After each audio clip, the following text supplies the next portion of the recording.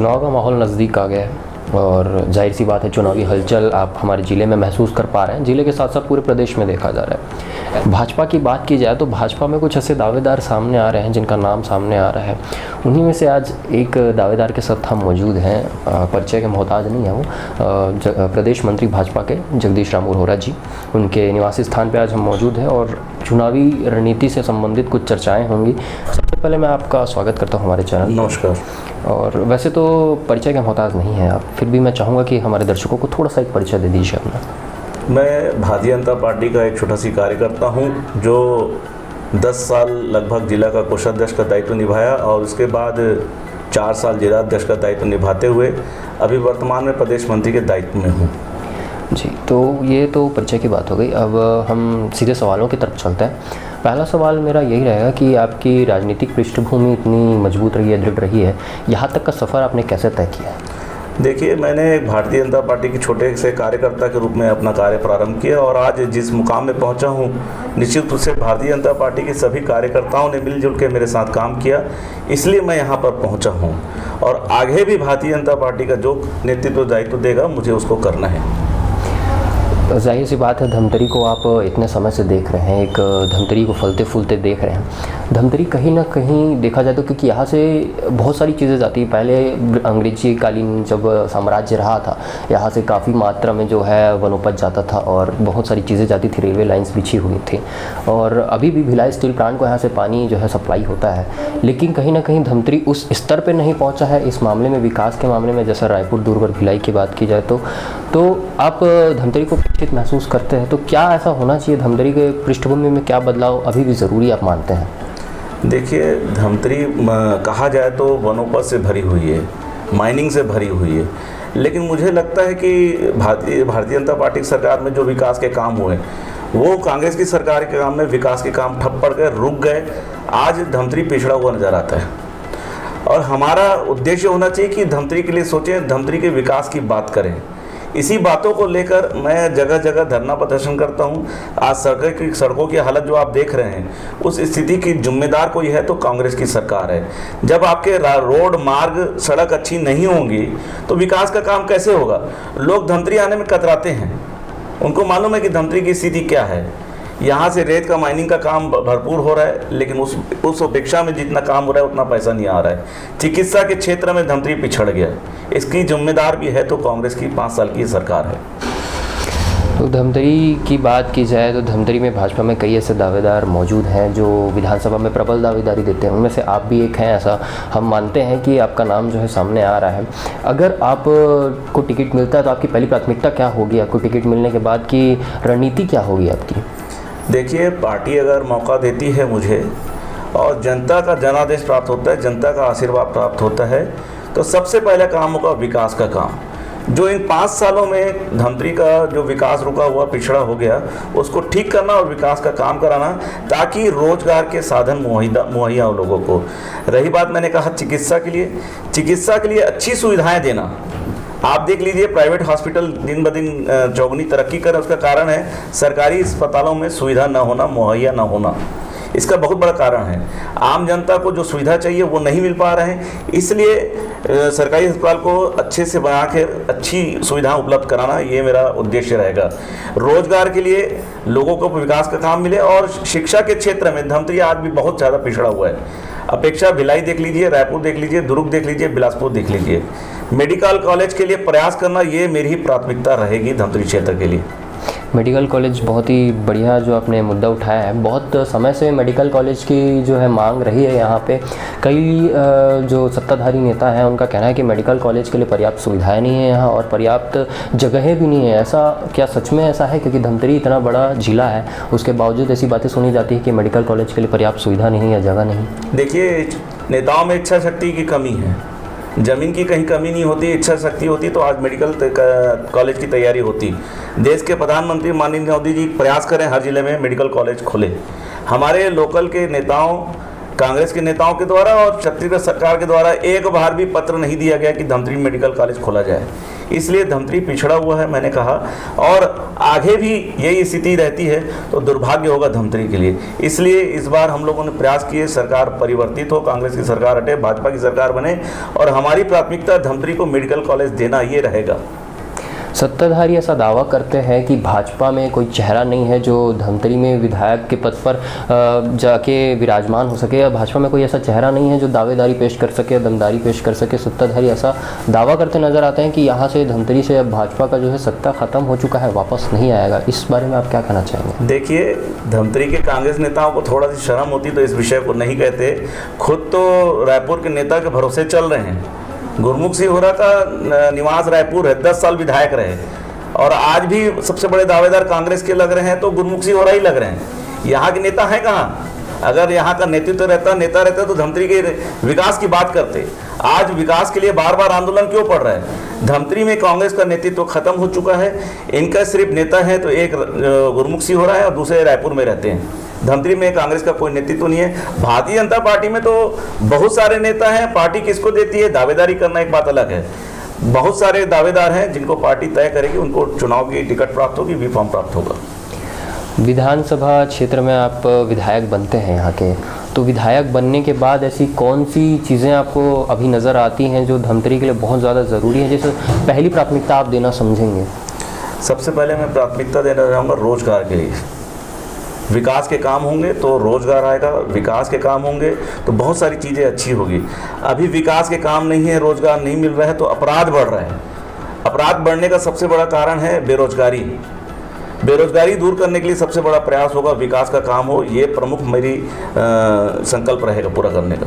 अपराध की बात आई है तो मैं एक प्रश्न और पूछना चाहूँगा। धमतरी में अभी बीते दिनों बहुत सारी अपराध हो रहे हैं, जैसे चाकूबाजी की घटनाएं हो गई या फिर और कोई घटना हो गई, लेकिन इस संबंध में ज़्यादा कहीं जिला प्रशासन जो है दिखाई नहीं देता है कुछ एक्शंस लेते हुए, या फिर कहा जा रहा है कि इसमें जो है सत्ताधारी जो है उनका भी कहीं ना कहीं हाथ रहा है, कहीं ना कहीं वो कठोर कदम नहीं उठा पा रहे हैं। इस मामले में आपका क्या कहना है?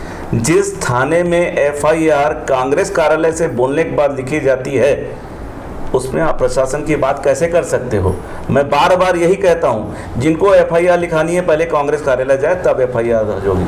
अपराधों का हौसला इतना बुलंद हो चुका है आरोपियों का, अपराधियों का, कि वो बेखौफ घूम रहे हैं। कभी भी किसी भी रोड में बटंची मिल जाएंगे आपको। और सबसे बड़ी दुर्भाग्य की बात देखिए, राष्ट्रीय राजमार्ग में जो दुकानें हैं, मुख्य मार्ग में दुकानें हैं, उसमें चोरियां हो रही हैं। आप मुझे बता दिए प्रशासन है कहाँ?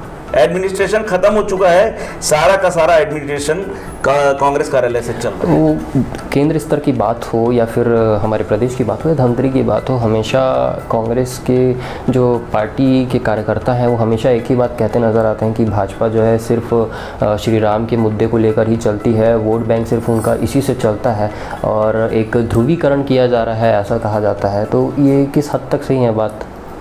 देखिए, राम राज्य पहले भी था और आज भी है। कांग्रेस वाले स्वीकार नहीं करते हैं। राम तो सबके हैं, राम जी सबके हैं, ये स्वीकार नहीं कर पाते हैं। आज हमने पार्टी देश का नाम भारत रखा है तो इनको इनमें चिढ़ लग रही है। भारत क्यों? सनातन धर्म में भारत का अपना स्थान है। आदि अनादिकाल से भारत को जाना जाता है। आज नया नाम नहीं है भारत। इनको पीड़ा क्यों होती है भारत का नाम रखने से? ये इंडिया की बात करते हैं, हम भारत की बात करते हैं। राम भगवान तो सबके हैं, आप भी मानिए। भगवान राम पर कोई मोनो नहीं लगा हुआ है। जितना आप पूजोगे, जितनी श्रद्धा रखोगे, आपको भी उतना प्रसाद मिलेगा, आपको सेवा का पुण्य का लाभ मिलेगा। ये बात जो आई है राम राज्य की, इसी पे एक और सवाल रहेगा कि ऐसा और भी कई आरोप तो वैसे लगते ही रहते हैं भाजपा पे, लेकिन इसमें एक और आरोप लगाया जाता है जो दामोदर सरोवर पर सरदार वल्लभ भाई पटेल की जो मूर्ति बनाई गई उसमें कई करोड़ों खर्च हुए। उसके बाद राम राज्य के लिए जो अयोध्या मंदिर बन रहा है उस पर करोड़ों खर्च कर रहा है। कई लोगों का ऐसा दावा है कि सरदार वल्लभ भाई पटेल की जो मूर्ति बनी है उस पर इतना करोड़ों खर्च करने के बजाय आप शिक्षा में लगाते तो बेहतर होता। इस बारे में आपका क्या कहना है? मैंने पहले कहा रोजगार। सरदार वल्लभ भाई पटेल की मूर्ति लगने से वो स्थान का कायाकल्प हुआ। पर्यटक विदेश से उसको देखने आते हैं, इनकम जनरेट हो रही है, लोगों को रोजगार मिल रहा है। हमारा उद्देश्य, हमारी सरकार का उद्देश्य यही है कि लोगों को आकर्षित करें, पर्यटन बढ़ाएं ताकि लोगों को रोजगार मिल सके। क्या सरदार वल्लभ भाई पटेल जी ने देश के लिए कुछ नहीं किया? तो कांग्रेस स्वीकार क्यों नहीं करते हैं? वो सिर्फ गांधी परिवार की उपासना करते हैं, गांधी परिवार को ही मानते हैं, किसी और की प्रतिमा, किसी और की नेता की तो पूछना नहीं चाहते और उनकी कोई कल्पना ही नहीं कर सकते कि गांधी परिवार के अलावा कोई हो सकता है। वापस अयोध्या मंदिर की बात कर रहे हैं तो 500 साल के बाद देश के प्रधानमंत्री माननीय नरेंद्र मोदी जी के नेतृत्व में अयोध्या में राम मंदिर का बन रहा है और राम मंदिर में भी सबका सहभागिता है। लोगों ने, किसी ने पैसा दिया, किसी ने ईंट दिया, अपना किसी ने श्रम दिया है, इसलिए वो राम मंदिर भी सबका है, सबको मानना चाहिए। इसका श्रेय देश के प्रधानमंत्री माननीय नरेंद्र मोदी जी को जाता है। जी, अगर वापस धमतरी की तरफ रुख करें तो एक ज्वलंत जो समस्या है यहाँ की, रेत खदानों में जो अवैध उत्खनन होता है, ये अवैध उत्खनन बहुत धड़ल्ले से हो रहा है और अगर यदि इसे रोकने की भी कोशिश की जाती तो कहीं ना कहीं जो रेत माफिया है वो कुछ गलत कदम उठा लेता है या फिर जान से मारने की धमकी तक देता है। तो इस संबंध में आप क्या देखते हैं, कैसे देखते हैं इस विषय को, जो अवैध रेत उत्खनन हो रहा है? अवैध रेत उत्खनन के मामले में मैंने बहुत बार आवाज़ उठाई है, चक्का जाम भी किया है, धरना प्रदर्शन भी किया है। भारतीय जनता पार्टी के लगातार कार्यकर्ता इस मुद्दे को उठा रहे हैं, लेकिन प्रशासन कुंभकर्णीय नींद में सोया हुआ है। प्रशासन के सहयोग के बगैर यह कार्य, अवैध कार्य कृत्य नहीं हो सकता।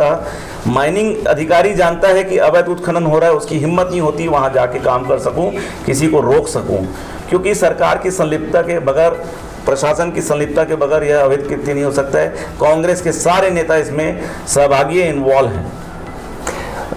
धमतरी की बात की जाए तो धमतरी में पहले भी हमने कहा है कि बहुत सारे रिसोर्सेस है, बहुत सारे माइनिंग की चीज़ें मौजूद हैं, यहाँ से बाहर जा रही हैं यहाँ की चीज़ें जो है, चाहे वो रेत की बात हो गई, चाहे वो किसी वनोपज की बात हो गई।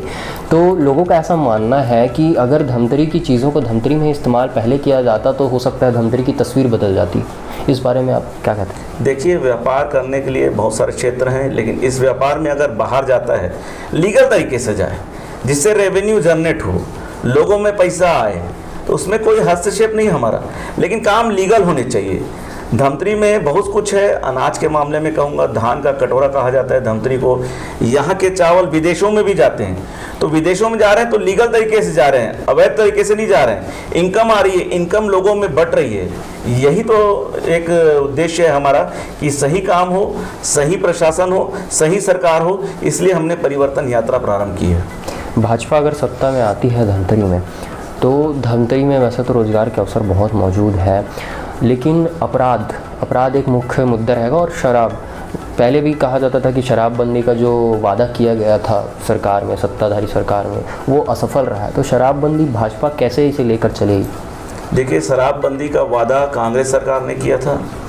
कांग्रेस इस वादे को 5 साल हो गए भूल चुकी है और अब मुझे लगता है कि शराबबंदी भी नहीं होगी। लेकिन उससे बड़ा खतरनाक चीज़ कांग्रेस सरकार में ये हुआ कि घर घर लोगों को शराब बांटा गया। शराब बेचने के लिए गांव-गांव में लोगों को बैठाया गया, शराब के बहाने रोजगार दिया गया लोगों को, और इस शराब के कारण अपराध बढ़ा। और इस अपराध के कारण का सबसे बड़ा कारण कांग्रेस की सरकार है। अगर ये शराब बंद कर देती तो इतनी भयानक स्थिति प्रदेश की नहीं होती जो आज हम सामना कर रहे हैं। बात की जाए सड़कों की, तो सड़कों में देखा जाए तो बाईपास तो बन रहा है, जाहिर सी बात है, लेकिन धमतरी के अंदर की सड़कों की हालत ख़राब होती जा रही है। और धमतरी से लगे हुए बाईपास से जब धमतरी की सूरत ऐसी हो जाएगी तो क्या आप मानते हैं कि धमतरी जो है कट जाएगा मुख्य धारा से? देखिए, मैंने पहले ही कहा, 5 साल में कांग्रेस की सरकार के कार्यकाल में धमतरी पूरी तरह से पिछड़ चुका है। कांग्रेस की सरकार के पास विकास के काम के लिए पैसा नहीं है। 54% विकास का काम भारतीय जनता पार्टी की सरकार में होता था, आज 6% के विकास के काम हो रहे हैं छत्तीसगढ़ सरकार में, कांग्रेस की सरकार में। तो आप अनुमान लगा लीजिए कि कांग्रेस की सरकार की दिवालिया की स्थिति है। ये स्वीकार कांग्रेस को करना चाहिए और नैतिकता होती तो अभी इस्तीफा दे देना चाहिए था। पिछले दिनों एक मुद्दा आया था जिसमें 15वें वित्त की जो राशि है बराबर नहीं बांटी गई थी, तो कांग्रेस ने ये आरोप लगाया था कि भाजपा के समय भी जो है ये बांटने में जो है कहीं ना कहीं बराबरी नहीं देखा जाती थी, असमानता से बांटा जाता था। तो क्या भाजपा ने ऐसा कुछ किया? देखिए, इसके पहले भी मैंने कई बार कहा है, इस विषय पर जानबूझ के बात उठी। जब खूबलाल ध्रुव ने एक कदम उठाया तब ये बात उठी। तब भी मैंने कहा कि भाजपा की सरकार में किसी के साथ मतभेद नहीं होते थे। भाजपा की सरकार के बाद जब कांग्रेस सरकार है, ये पूरे प्रदेश में मतभेद करके भाजपा और कांग्रेस को बांट दिया गया। कांग्रेस के सदस्यों को एक तरफा विकास के काम के लिए केंद्र सरकार के पैसे को दिया गया और भारतीय जनता पार्टी के जिला पंचायत सदस्यों को कम राशि विकास के लिए दी गई। तो ये मतभेद का और भेदभावना का काम कांग्रेस के लोग कर रहे हैं, कांग्रेस की सरकार कर रही है। ऐसा माना जाता है कि धमतरी में जब कहा जाए भाजपा जब सत्ता में आई तो कहीं ना कहीं भाजपा की एक कहना चाहिए मानसिकता है कांग्रेस की कि भाजपा जो है आरएसएस संघ जो है उसको कठपुतली की तरह इस्तेमाल करती है। देखिए, लोगों में गलतफहमी है और कांग्रेस ये प्रचारित करती है। भाजपा किसी की कठपुतली नहीं है। कठपुतली तो कांग्रेस की पूरे कार्यकर्ता और कांग्रेस के लोग हैं जो एक परिवार के कहने पे कठपुतली के रूप में काम कर रहे हैं, उनके निर्देशों का इंतजार करते हैं। गांधी परिवार का निर्देश बनने के बाद ही, निर्देश होने के बाद ही कोई भी कांग्रेस में नियुक्तियां और कार्य होते हैं। भारतीय जनता पार्टी में एक कार्यकर्ता भी देश का प्रधानमंत्री बन सकता है, ये हमने देखा है और आप सभी भी जानते हैं। एक छोटा सी कार्यकर्ता प्रदेश का मुख्यमंत्री बन सकता है, ये भाजपा में ही संभव हो सकता है। भाजपा में ही संभव है कि रामू रोहरा जैसा एक छोटा सी कार्यकर्ता प्रदेश का मंत्री बन सकता है। किसी गांधी परिवार के निर्देश का इंतजार नहीं होता है। अंत में एक सवाल रहेगा, धमतरी को आपने इतने सालों से देखा है, तो धमतरी का सफ़र आप कैसा देख रहे हैं? क्या धमतरी वाकई में उस स्तर पर पहुंच चुका है आज में, या फिर अभी भी बहुत सारी चीज़ें ऐसी बाकी हैं? धमतरी में बहुत कुछ बाकी है। धमतरी के लिए अभी कुछ भी नहीं हुआ है, मैं तो ये कहूँगा। धमतरी की सोच, धमतरी की कल्पना तब पूरी होगी सही नेतृत्व जब प्राप्त होगा।